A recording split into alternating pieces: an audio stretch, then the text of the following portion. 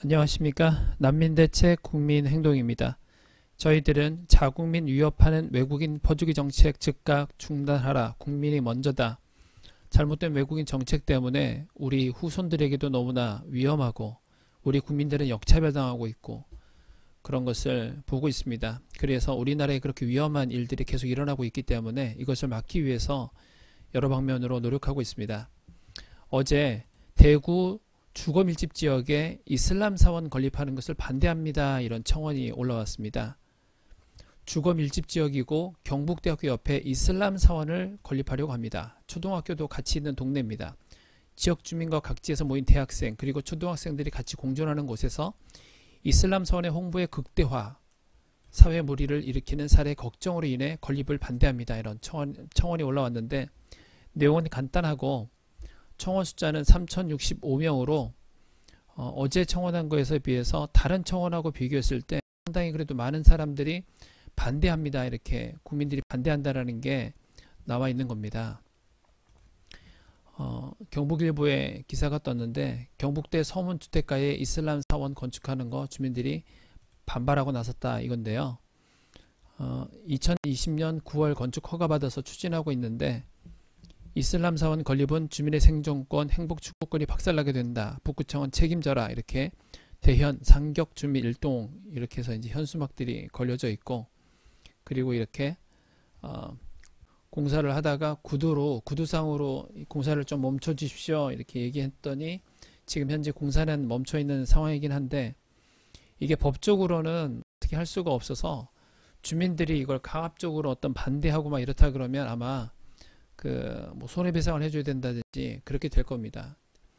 이게 통과가 되면 안 되는 거였는데 주민도 모르는 상태에서 이런 일이 벌어지다 보니까 나중에 지금 서로 곤란해지는 그런 상황에 있는 거예요. 네, 주택가에 이슬람 사원이 이렇게 만들어지는 게 말이 되겠습니까? 그렇다고 해서 다른 곳에 또 세워진다는 것도 문제가 되는 부분인데 왜 그러냐면 자, 2019년 11월 27일 기사입니다. 단독 국내 이슬람 사원에서 테러단체 접촉, 저직원끼리 비밀 메신저 통해 모금. 네, 이슬람 사원에서 테러단체 접촉을 하고 또 경남 공장에서 일하던 불법 체류자가 테러 자금을 모아서 그 모집원들 만나서 자금 전해주고 조직원들끼리 이 테러에 관련된 거를 논의를 하고 그렇습니다. 이슬람 사원에서. 우리나라에 있는 그 수많은 종교 중에서 이런 거를 하는 종교단체가 있습니까? 이게 간단한 게 아니라 무서운 일이지 않습니까? 이게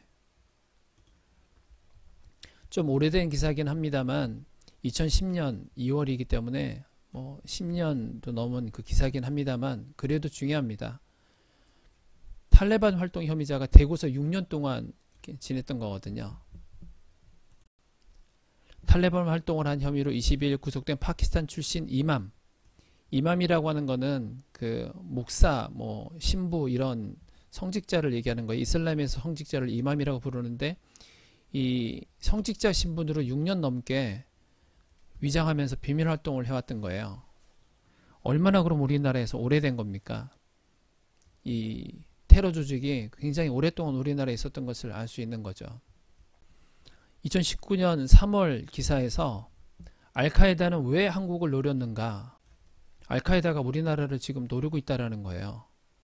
유엔에서 우리나라에게 경고를 해준 거예요. 당신네 나라는 외국인이 많고 테러 경계가 느슨하고 종교의 자유도 보장하고 있기 때문에 조심해라. 우즈베키스탄 출신 이슬람 극단주의자들의 활동이 우리나라에서 많이 있기 때문에 조심하라. 이렇게 2019년 3월에 1월 달에 이렇게 경고를 해줬어요. 우리나라에. 그러면 2019년 3월에 그랬죠. 2020년 3월입니다. 약 1년 후에 단독 인터폴 적색수배 알카에다 교관 국내에서 난민 신청 중 검거돼 추방. 알카에다 교관이 우리나라에 난민 신청을 해서 검거돼서 추방이 됐어요. 우즈베키 출신 러시아 국적 무장대원 훈련관이에요. 훈련관. 러시아에서 영장 발부해서 추적해와 경찰 작년 말 찾아내 러시아에 넘겨. 이게 러시아로부터 정보를 받아가지고 잡아낸 거예요. 이미 이게 2020년 3월이잖아요. 이미 1년 전부터도 계속 유엔에서 알려줬다는 거예요. 우즈베키스탄 출신 이슬람 극단주의자들이 너네 나라에 활동하고 있으니까 조심해라. 이미 활동하고 있다. 거의 1년 후쯤에 뭐 교관이 지금 우리나라에 난민 신청하는, 대한민국에 난민 신청하는 일이 있었던 겁니다. 굉장히 위험한 거죠. 우리나라에 이런 이슬람 사원이 주택가에 만들어진다는 건 굉장히 위험한 거잖아요. 이것을 반대하지 않는 게 더 이상한 거 아니겠습니까? 이슬람교를 믿고 있는 무슬림들이 자기 자신을 변호하는 것은 이해할 수 있는데, 우리나라 사람들도 이슬람 이거 문제 없다, 나 많이 사귀어보고 했는데 이슬람 이거 믿고 있는 이 사람들 뭐 그렇게 나쁘지 않다, 이렇게 얘기하는 사람들이 있어요. 이슬람 종교는 평화의 종교라고 얘기합니다. 그리고 인권도 우선시하고 여성도 학대하거나 그런 게 아니라 오히려 여성을 보호하는 거다, 이렇게 얘기하고 있어요. 그러면 이슬람 종교가 정말 좋은 종교다, 우리가 알고 있는 뭐 기독교나 천주교나 불교나 이런 종교들처럼 뭐 다른 사람들을 위해서 봉사하고 이런 정말 좋은 종교다, 그런 종교들보다, 일반 종교들보다 이슬람이라는 종교가 너무나 좋은 종교다, 그렇다 그러면 이슬람 종교가 창궐하는 그 나라, 그 지역은 정말 인권이 넘치고 너무나 행복하고 그런 나라겠죠. 그죠? 그러면 이슬람이 90% 이상이 넘는 사우디아라비아하고 이란은 좋은 나라일 거 아닙니까? 그죠? 여기 여성 운전 촉구, 사우디 인권운동가 1001일 만에 석방, 이런 기사가 있어요. 로자인 알하틀로울 5년간 출국 금지는 유지. 이게 무슨 말입니까? 이게 사우디아라비아는 여성이 운전하면 안 되는 거예요. 이게 1001일이 언제가 되는 겁니까? 365일 1년인데 거의 3년 동안, 거의 3년 만에 석방이 됐어요. 여성들도 운전을 좀 할 수 있게끔 해달라고 했다가, 우리나라 여성분들 운전 많이 하시죠? 이 사우디아라비아에서는 여성분들이 운전을 하지 못하게 합니다. 그 운전 좀 하게 해달라고 했더니 감옥에 가둬요. 이분은 5년 동안 형을 받았어요. 그런데 지금 4년 만에 풀려난 거죠. 네, 사우디아라비아가 이렇습니다. 여성이. 자, 2020년 11월에 유럽 여자 골프 투어가, 사우디아라비아에서 최초로 유럽 여자 골프 투어가 됐단 말이에요. 여자 골프 투어, 유럽 여자 골프 투어.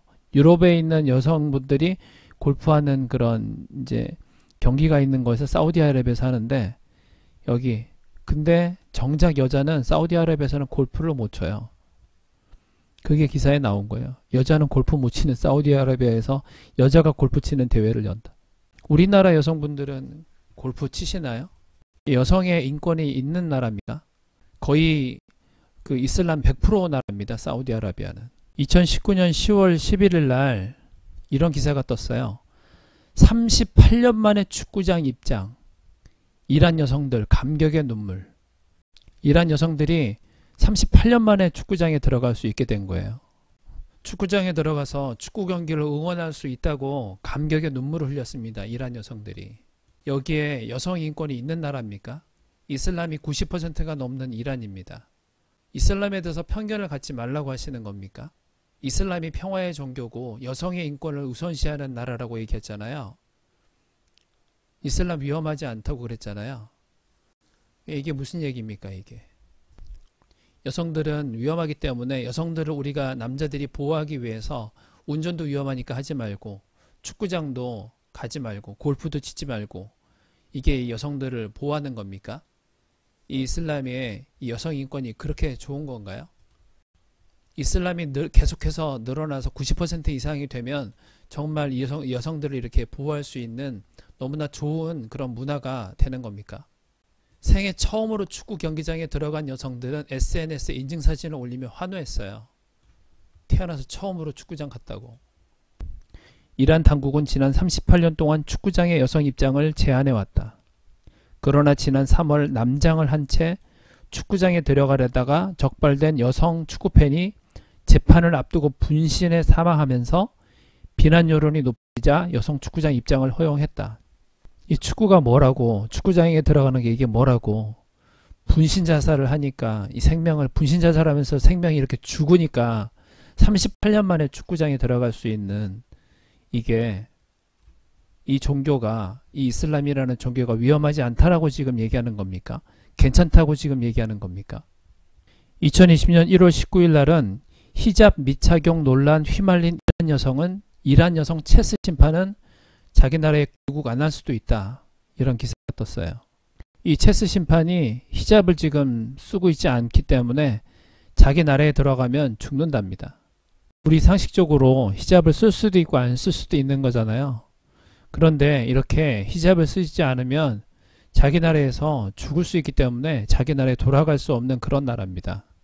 우리는 북한 인권을 얘기할 때 북한에서 기독교인이 되면 아우지탄강에 끌려가고 죽기도 하고, 또 우리나라의 드라마를 보면 감옥에 끌려가고, 이렇게 북한이 정말 전 세계에서 가장 인권이 유린되고 인권적으로 가장 안 좋은 것이 북한이다, 이렇게 얘기하고 있는데, 이슬람 역시 여러분들 보시기에 만만치 않지 않습니까?